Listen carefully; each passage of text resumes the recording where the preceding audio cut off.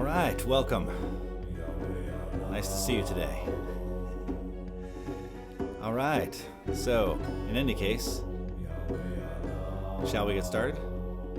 Yeah, let's go ahead and get started. All right, so on this video, I'm going to be discussing the process that I call effortless fulfillment, or specifically effortless inner fulfillment. And I'm going to teach you about what that is exactly and how to get it for yourself. Sound pretty good? So if you're like most of us, you are looking for fulfillment in your life, and you've been looking for fulfillment your entire life. In fact, we've all been in this mode of seeking our fulfillment and seeking to find our fullness, the fullness of our being, in all sorts of activities and all sorts of imaginings and in goals and in the purpose that we give to our lives and the directions that we go in. We're constantly seeking to find relationships or the right job or career move, the right amount of money, the right home, all these types of things, little trinkets to keep us feeling on top of the world and like we are living a good life. The problem is, have you ever noticed how we just keep chasing after these things, one after the next, and none of them ever seem to bring us a fulfillment that is lasting and total? Now, sure, it's nice. We get a nice little boost anytime we fulfill one of our goals, anytime we reach one of our dreams, anytime we make something happen. But if you've really paid attention, you probably noticed that the amount of joy or fulfillment that you get from reaching a goal is very little compared to the amount of effort that you have to put forth in order to get it. So that's just one thing to keep in mind as you go about this business of trying to find inner happiness. Pay attention to the strategies you've been using and check to see if any of them are just not working at all and just actually can't work because they're not designed to work. So one of those methods that we falsely employ, that we futilely employ, is this whole seeking business. We're constantly seeking fulfillment. We're trying to find that one thing or that next thing. What is it that's going to make us feel okay about ourselves? It's going to allow us to finally relax and feel, I've done it. I've arrived. Well, the thing is, we're searching and searching, and the more we search, the further away we seem to be from realizing that reality, that dream that we're seeking.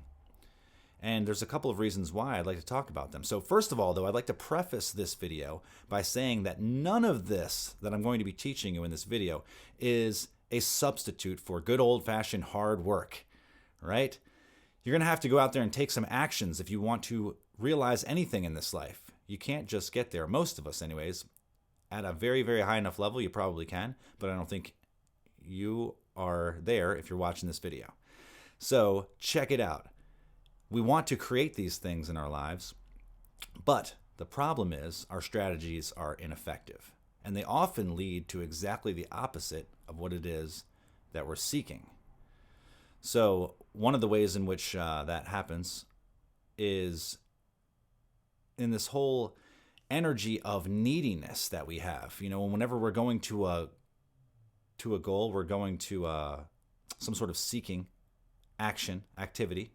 We're seeking to find ourselves, right? We're seeking to find some sort of ease to the pain or boredom or lack that we feel inside. We're trying to fill that lack, complete ourselves. But the problem is also, because we're feeling like we're not whole, we're feeling incomplete already, that we're taking that sense of neediness into every single interaction that we have. So every business meeting, every relationship, every interaction at the grocery store, anytime we're feeling like we need to get something, we are coming to that interaction with this energy of neediness, of separation, of lack. And it's often felt by the other person also as a very uncomfortable neediness type of energy. It's actually very repelling for people. And as I'm sure a lot of girls can attest to this, that when guys come up and approach them, let's say to ask them for a date or to get to know them, they can probably sense this energy a lot of times in guys, this sensation of like, I want you, I need you, maybe you're the one that's going to complete me, or something along those lines, they get a sense that this person is trying to use them in some kind of way. It's a very subtle thing, and most of the time the guys are not aware of it at all.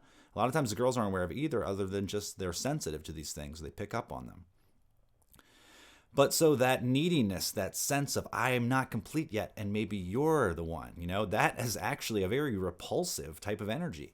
It repels people. People don't want to be around people who feel like they need them. Most of us, right? Now, some of us can be codependent and caught in that sort of dynamic, but that's unhealthy. So if we are operating at a high level, if we've transcended a lot of our bullshit, then we shouldn't be falling into that trap.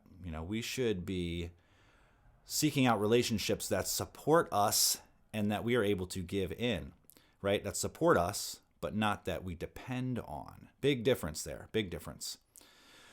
A lot of people fall into that trap. They start to get support from their significant other.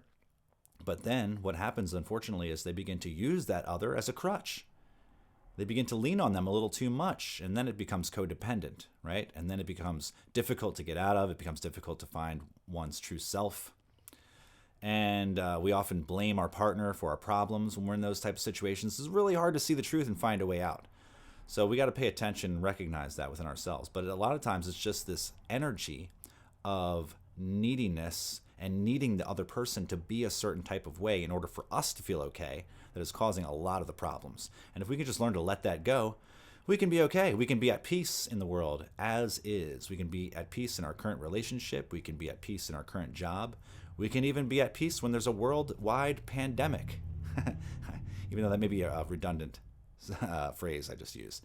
But yeah, a global pandemic, a global, or some sort of emergency going on, some sort of urgent thing that needs attending to or doesn't need attending to. It can cause panic to arise, right? But if we are okay inside, if we're feeling full, connected, whole, and we don't need the world to be any kind of particular way, there's a very empowered sense of strength that we have. This is a very, very strong stance to be in. I do not need the world or anyone in it to be any particular kind of way. So I give you permission, I give you the freedom, and I allow you to be as you are. And that brings me into alignment with reality, because things are the way that they are. So my inner resistance to them doesn't really change them. So when I allow acceptance to be my method of operation, sort of my internal beacon, that acceptance very naturally causes resistance to dissolve. So why would I want resistance to dissolve? Lots of reasons. I've talked about these in some other videos, but the main idea or premise that you can understand very quickly is that the more we resist, the more we limit our capacity.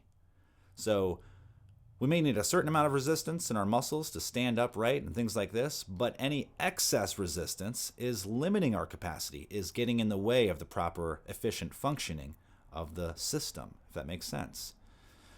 So we're not effectively using the energy that we have at hand when we're resisting unnecessarily. So if we want to be way more effective, if we want to have more ability, stop resisting. Let go of resisting. Allow that energy to flow through you. It wants to. It's intelligent. It's actually way more intelligent than our individual limited minds, but we inhibit it through our need to control. So in any case, we need to control because we feel separate. We feel separate from the world at large. We feel separate from others. We feel separate from our goals and dreams. And we feel separate from this sense of wholeness that we all long and seek. And so we are in this constant state of suffering as long as we feel like we're separate. Again, so this will all start to make sense as you work with the process. The process is basically learning how to undo that sense of separation. It's about letting it go, dissolving it, so that we can reconnect with our innate sense of unity, our wholeness. That is our essential nature, but that we often obscure with our misperceptions and wrong ideas. Not to mention our emotional outbursts and ineffective strategies for seeing clearly, which we shall get into further. But so you can already probably start to see how if I have this sense of neediness, I'm not going to really be able to operate at my fullest. I'm going to be bringing that sense of I'm not enough or I lack this into my interactions. People are going to feel that. The world's going to feel that. It's going to reflect it back to me. However, if I can uncover a sense of fullness and fulfillment within myself, I'm whole already, in other words. Now I'm going to this interaction with a totally different energy. It's going to be felt, it's going to be sensed, and it's going to be powerful because now I'm creating friends, community, comrades instead of dividing with my need to control and with my agenda and all my neediness. And in completion, so that sort of energy is felt as a repulsion. I don't want to be around this person. I don't want to work with this person. Whereas when we come across people who have a natural sense of fulfillment and wholeness inside them, it engenders a warmth and a communion very naturally. It's effortless. So one of the things about this process also that I would like you to keep in mind, and we'll get right into it pretty soon here, is that this is a practice of mindfulness. It is highly important that you remain alert throughout the practice. There's no daydreaming involved. We do use our imagination in it, but we're not just going to be allowing it to wander ineffectively. We have to train our awareness in order to be effective. And this process is no different. So we're going to be staying and remaining in a sense of highly alert presence while we're doing this process. And the last thing I wanted to say is that it's also a lot to do with surrender. And surrender is an interesting topic because so many people feel that surrender, when we look at surrender in war, for instance, is it's a weakness. It's a move of a failure almost, But when we talk about the inner surrender, it all depends on, what are you surrendering to and how are you surrendering? There's different ways of surrender. And the surrender that I'm talking about is a very, very powerful move. It's a powerful inner move, and you can know that you've done it correctly because of this truth. True surrender always brings empowerment. So if you think you've surrendered, but you're not feeling more empowered, I got news for you. You didn't surrender. Not fully, not totally. Maybe you let go a little bit. A total surrender will bring about total empowerment every time. The reason is because when we surrender, we're no longer an individual self. True surrender means letting go of the ego, letting go of our need to control. Surrender. It's letting go. When we do that, now all of a sudden there's no more ego to get in the way. There's no more separation to resist. There's no more separate being there to resist. And so the energy, the full energy at our capacity flows through us. So it's very easy to recognize and see and feel and sense within you. Once you start to practice with this and get a hang of it, you'll know if you did it right. You surrender, you let go, and you feel the energy of empowerment fulfilling you from within. All right, so with that, let's go ahead and get right into it. So it's a 6-step process, so that we're really going to be focusing in this video just on the first 4. It's a lot to cover, and I know that, statistically, we can only absorb so much. So feel free to watch this again and again and go over this process again and again. And this is something that once you do it enough times, you'll get the hang of it, and you'll just be able to do it on your own without watching this video. And if you're like me, I've been using this process for months and months and months, probably run thousands of iterations with it, and it has completely revolutionized my life in many, many ways. Too many to talk about here. But first of all, let's just start with step 1. Step 1, very simply, identify the goal. What is it that you want? Ask yourself, what is it that I want? What is it that I really want? Or if you actually want to get to the deeper crux of the issue, ask this question. What is my heart's deepest desire? Now, as you go through this first step, basically you're just bringing to mind what the goal is, and you want to have it come up and put it into a positive statement. So we call these goal statements, and you want to make sure that they're not wants, that they don't have the word want in them. So it's not like, I want to have $1 million. That's my goal. No. If you want to use that as a goal, then the way that you would set it up is this. I allow myself to have $1 million or something like that. I now have $1 million. I am a millionaire. Something along those lines. So you can see that it's in the present tense and it's positive. There's no negatives. Like I'm not poor anymore. Nothing like that. Or I want. There's no wanting in it. It's a statement of present tense, positive. Okay? I am statements work very well. I have also very well. So that's that. So we'll just take that. So I am a millionaire. That's my heart's deepest desire. Oh God. If I have that $1 million, I'll be fully fulfilled in every way. Is that true? I don't know. But let's not go there yet. We have the goal. All right. We identified the goal, the $1 million. Second step is to create it. Create that $1 million. Create it in mind. So start to use the full capacity of your imagination to create in your mind a picture or an image or a feeling sense, or just focus on the words and keep allowing the meaning of those words, of that affirmation that you made. I am a millionaire, whatever yours is. I have this. I allow this. Allow the meaning of the word to start to reverberate in your body so that you can feel it. So you start to get a feeling sense of it. Not everyone's great at pictures, but if you'll find that you allow yourself, you'll get flashes of images too. Just let them come up and allow the process to unfold. Again, if you stay mindful and alert, this is a very natural process. So now we have the goal. We've created it in mind.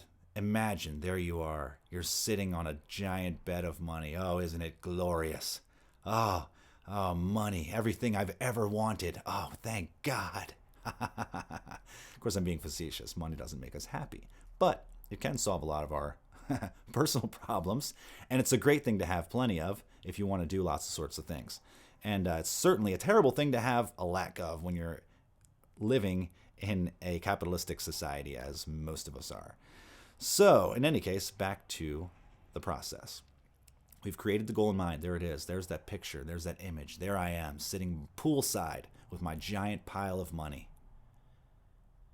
Ah, isn't it glorious? Now, notice step 3 is removing the veil.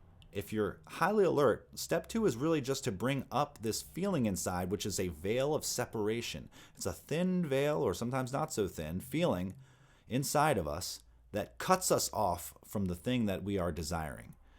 So there's the $1 million, there's the pool, there's the image of me sitting there, but then here I am over here and I feel cut in two. I can feel that literally inside of me. There's a feeling of separation.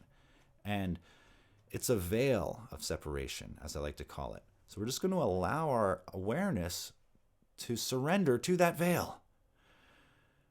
We're just going to let go to it. So this step here is actually the trickiest of all. It's the most difficult to explain, and it's the trickiest to get a feel for, but once you do, it's really where all the power lies. So as we learn to let go and surrender, you know, people talk about letting go of things. Oh yeah, if you could just let that go, then you'd be fine. But this is a little bit different. I like the subtle use of words here. It makes a slight difference in how it's experienced. So if instead of trying to let go of the separation. So again, we've brought up the separation feeling by identifying our goal and then creating it in our mind. But inside, we feel still that there is a separation, that there is distance. There is something cutting us in half. There's something that's causing us to be incomplete. And what we want to do is take our attention to that thing, to that energy line, wherever we feel it, that veil of separation, and just allow our energy and our attention, really our gentle awareness, if you will, just allow it to rest on that veil. And then, as I said, surrender to it. Let go to the veil. Surrender to it. Allow your mental identification to unhook and unwind and just go right to the feeling. Allow your awareness to just go there and rest. As I say, gently rest on the veil of separation. Now, as you do that, a couple things you'll start to notice if you're highly alert. Number one, your egoic sense of identification has shifted. It's lessened or maybe dissolved, at least briefly. Because that sense of being separate, once you welcome it, once you allow it, once you surrender to it, it no longer has power over you. So you naturally return to your state, your natural state, which is wholeness, fulfillment, fullness, completion. So as we learn to surrender and let go, we're also letting go of that egoic identification, which is causing all of the problems, which creates so much suffering for us. So now, as we begin to do that also, we've let go of that feeling of separation. And as we do that, start to pay close attention to a feeling of opening happening. Right where that veil is or was, become highly alert and see if you can notice a sense of opening.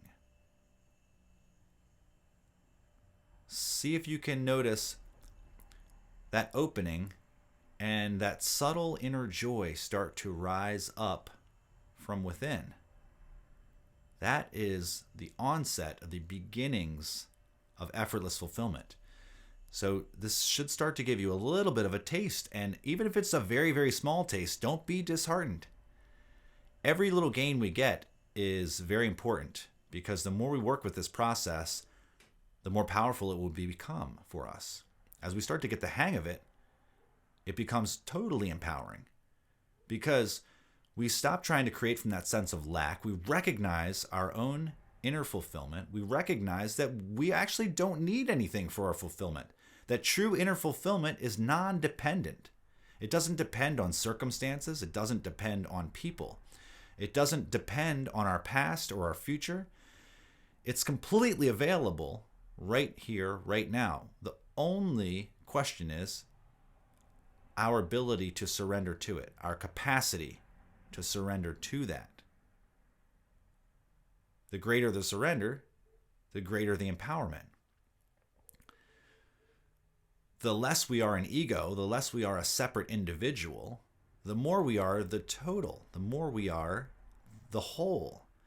And in fact, what we'll discover, the more we work with this process, is that we will never, ever be satisfied by getting a goal, by creating a relationship, by anything that we do externally will never fulfill us like we want, because we'll constantly still be searching for that inner fulfillment. But conversely, once we find that inner fulfillment, we start to realize that we don't need the external things for validation, right? We might still want to create them because it's fun, because we enjoy it, right? Because it seems like a really worthy endeavor to try to create this thing, right? And we come up against all these obstacles and challenges and things, and it actually just makes us grow and become stronger, because we don't have that sense of frustration and shrinking of consciousness that comes along with feeling separate, with that ego-identified state. We're feeling empowered. We're coming from a very whole, total sense where we have the full capacity of our being at our disposal to use for whatever creative purpose we decide. So I hope that gives you a good introduction and follow along to start to familiarize yourself with this process of effortless fulfillment. Because the more you work with it, the more you'll start to actually see that you don't need anything external in the world to make you happy. Everything starts to take on a new quality, because although you don't need it, you can still enjoy it. And in fact, you'll start to enjoy things like you've never enjoyed them before. The more and more you recognize and awaken to this inner fulfillment, this bubbling spring of inner joy that is your birthright, that is inside of you, that this process will start to uncover for you, the more you'll recognize that you are already that which you are seeking.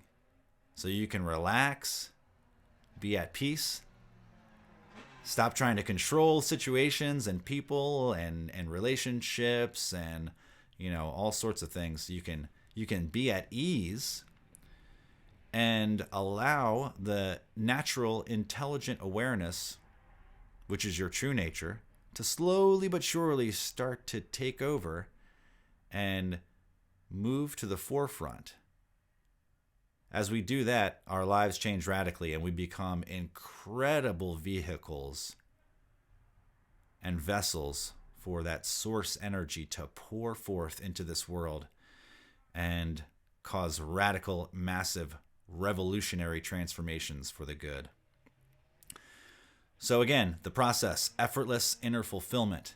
The steps are: identify your goal, create it in mind, use your imagination. As you're doing that, feel for that veil of separation, feel for where you're separate from the goal. And as you get a good sense of it, simply let go to it, surrender to it, allow it to be. The more you do that, the more you'll start to open up to that feeling of inner fulfillment. And as you do that and become more and more familiar with what that feels like, you'll be able to start opening more and more and increasing your capacity, because it's only your own inner resistance to it which is limiting it. So work with that a little bit more. As you start to do this, you'll start to feel a natural, innate sense of gratitude arising as you realize that your happiness doesn't depend even on the goal, even on this process. It's beyond that. True inner fulfillment is non-dependent on anything. And so it is with great joy that I present this to you, and I hope that you will use it to discover that for yourself. Because once we have found the wellspring of inner joy, our lives start to take on a most magical and wondrous journey. So I thank you for watching, and I hope to hear from you soon. Don't forget to like and subscribe to this video and to this channel, and drop a question below or a comment if you have one. I look forward to seeing you guys on another video real soon. Koharalan signing off. See you around.